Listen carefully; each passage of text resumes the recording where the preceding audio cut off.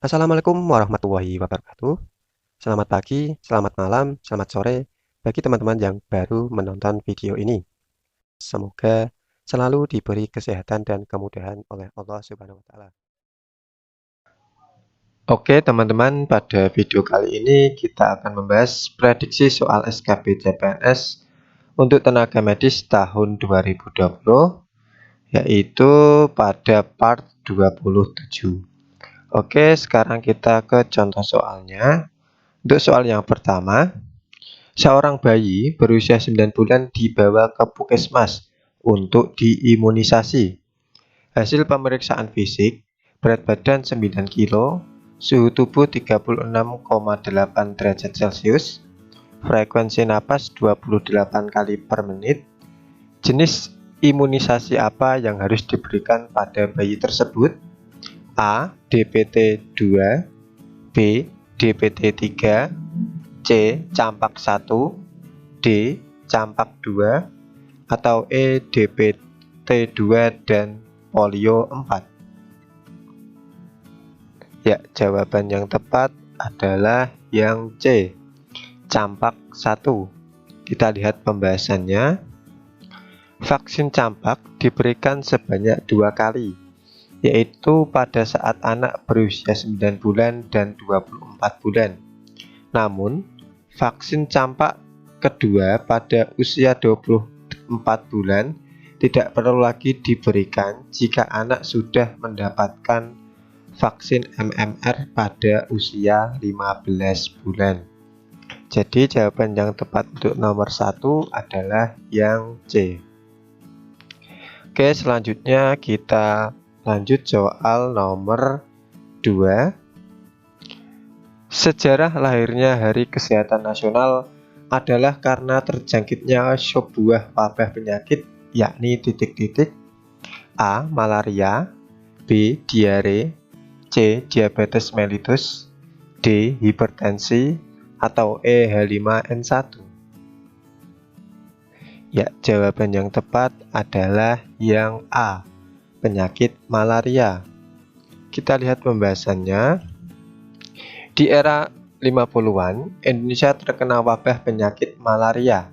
Saking dahsyatnya wabah ini, korban meninggal mencapai ratusan ribu nyawa. Wabah luar biasa ini membuat pemerintah mengambil tindakan dengan melakukan pembasmian. Upaya pembasmian malaria tersebut dimulai pada tahun 1959 dengan pembentukan Dinas Pembasmi Malaria. Jadi jawaban yang tepat untuk nomor 2 adalah yang A. Oke, selanjutnya soal nomor 3. Hari cuci tangan sedunia pertama kali dicetuskan oleh titik-titik. A. WHO, B. UNICEF, C. PBB, D. Konferensi Asia Afrika, atau E. Kemenkes. Ya, jawaban yang tepat adalah yang C, oleh PBB.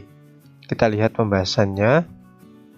Hari cuci tangan pakai sabun sedunia adalah sebuah kampanye global yang dicanangkan oleh PBB bekerjasama dengan organisasi-organisasi lainnya, baik pihak pemerintah maupun swasta, untuk menggalakkan perilaku mencuci tangan dengan sabun.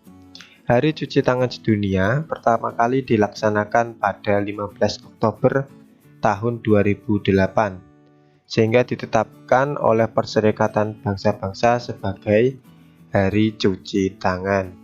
Jadi jawaban yang tepat untuk nomor 3 adalah yang C. Oke, selanjutnya soal nomor 4. Tuan X, 40 tahun, datang ke IGD meminta dilakukan visum atas luka yang dialaminya akibat pukulan dari temannya. Namun visum tidak dapat dilakukan oleh dokter karena tidak ada surat resmi dari kepolisian. Dokter pun meminta pasien untuk melapor ke kantor polisi setempat agar mengeluarkan surat permohonan visum. Siapa yang berhak mengeluarkan surat permohonan visum tersebut? A. Inspektur 1, B. Inspektur 2, C. Brigadir 1, D. Kapolda, atau E. Kapolri. Ya, jawaban yang tepat adalah yang B, inspektur 2. Kita lihat pembahasannya. Yang berhak mengeluarkan surat permohonan visum adalah sebagai berikut. Yang pertama adalah penyidik, kedua adalah pejabat kepolisian serendah-rendahnya IPDA atau inspektur 2, kemudian polisi militer atau minimal kapten, kemudian yang keempat pejabat sivil, hakim atau jaksa, kemudian brigadir 2. Jadi yang jawaban yang tepat untuk nomor 4 adalah yang B. Selanjutnya soal nomor 5. Seorang perawat sedang merawat klien stroke dengan hepiparase dextra yang masuk fase rehabilitasi. Saat ini perawat sedang mengajarkan klien agar dapat makan dengan menggunakan tangan kirinya dan berjalan menggunakan tripod. Apakah teori utama yang mendasari tindakan perawat dalam asuhan keperawatan tersebut? A. Caring, B. Adaptasi, C. Safeguard, D. Kebutuhan, atau E. Perawatan holistik. Ya, jawaban yang tepat adalah yang C, safeguard. Kita lihat pembahasannya. Membantu klien yang mengalami kelumpuhan antara lain makan dengan menggunakan tangan yang sehat dan membantu klien berjalan dengan menggunakan tripod adalah upaya yang dilakukan perawat agar klien dapat mandiri dengan keterbatasan yang ada pada dirinya. Perawat berupaya memandirikan klien sehingga dapat melaksanakan aktivitas tanpa bantuan setelah keluar dari rumah sakit. Jadi jawaban yang tepat untuk nomor 5 adalah yang C. Selanjutnya soal nomor 6. Indikator keluarga sehat menurut Kemenkes dibagi menjadi titik-titik. A. 15 dalam 5 kelompok, B. 15 dalam 3 kelompok, C. 13 dalam 3 kelompok, D. 12 dalam 5 kelompok, atau E. 12 dalam 3 kelompok. Ya, jawaban yang tepat adalah yang D, 12 dalam 5 kelompok. Kita lihat pembahasannya. Kemenkes Republik Indonesia tidak hanya mengupayakan penguatan layanan kesehatan primer, namun juga menguatkan program keluarga sehat. Ada 12 indikator keluarga sehat yang terbagi dalam 5 kelompok, yaitu yang pertama 5 indikator dalam gizi, kesehatan ibu dan anak, kemudian 2 indikator dalam pengendalian penyakit menular dan tidak menular, kemudian 2 indikator dalam perilaku sehat, yang keempat 2 indikator terkait lingkungan sehat, dan yang terakhir 1 indikator kesehatan jiwa. Jadi jawaban yang tepat untuk nomor 6 adalah yang D. Selanjutnya soal nomor 7. Berikut yang tidak termasuk dalam indikator kelompok gizi kesehatan ibu dan anak adalah titik-titik. A. Keluarga menyediakan sarana air bersih. B. Keluarga mengerti program keluarga berencana. C. Pemberian ASI eksklusif mulai dari 0 sampai 6 bulan. D. Pemantauan pertumbuhan balita. Atau E. Balita mendapat imunisasi lengkap. Ya, jawaban yang tepat adalah yang A. Keluarga menyediakan sarana air bersih. Kita lihat pembahasannya. 5 indikator dalam gizi kesehatan ibu dan anak adalah sebagai berikut. Yang pertama, keluarga mengerti program keluarga berencana atau KB.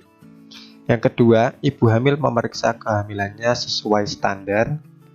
Kemudian ketiga, balita mendapatkan imunisasi lengkap. Yang keempat, pemberian ASI eksklusif mulai dari 0 sampai 6 bulan. Dan yang terakhir, pemantauan pertumbuhan balita. Jadi jawaban yang tepat untuk nomor 7 adalah yang A. Oke teman-teman, kita lanjut soal nomor 8. Bacillus calmette-guerin adalah imunisasi yang diharapkan dapat mencegah terjadinya penyakit titik-titik: A. campak, B. TBC, C. polio, D. difteri, atau E. beri-beri. Ya, jawaban yang tepat adalah yang B, TBC. Kita lihat pembahasannya. Bacillus calmette-guerin merupakan jenis vaksin atau imunisasi yang diberikan pada saat bayi berusia 1 bulan. Imunisasi ini bertujuan untuk mencegah penyakit TBC atau tuberkulosis. Jadi jawaban yang tepat untuk nomor 8 adalah yang B.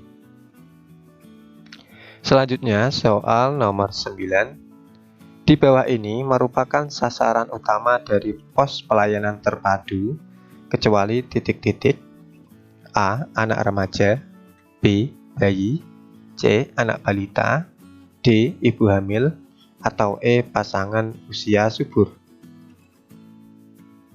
Ya, jawaban yang tepat adalah yang A, kecuali anak remaja. Kita lihat pembahasannya.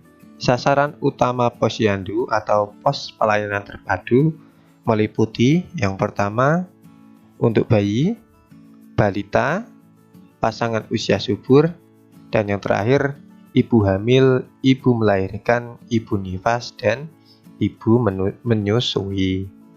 Jadi jawaban yang tepat untuk nomor 9 adalah yang A.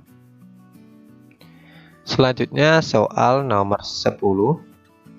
Surat tanda registrasi sementara dapat diberikan kepada dokter warga negara asing yang melakukan kegiatan bersifat sementara di Indonesia dan berlaku selama titik-titik: A. 1 tahun, B. 2 tahun, C. 3 tahun, D. 4 tahun, atau E. 5 tahun. Ya, jawaban yang tepat adalah yang A, selama 1 tahun. Kita lihat pembahasannya. Surat tanda registrasi sementara berlaku selama 1 tahun dan dapat diperpanjang untuk 1 tahun berikutnya.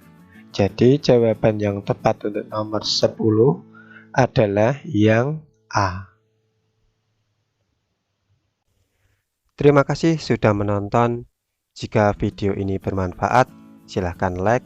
Jika tidak bermanfaat, silahkan dislike. Dan jangan lupa sebarkan ke teman-teman kalian jika bermanfaat. Sampai ketemu di video selanjutnya.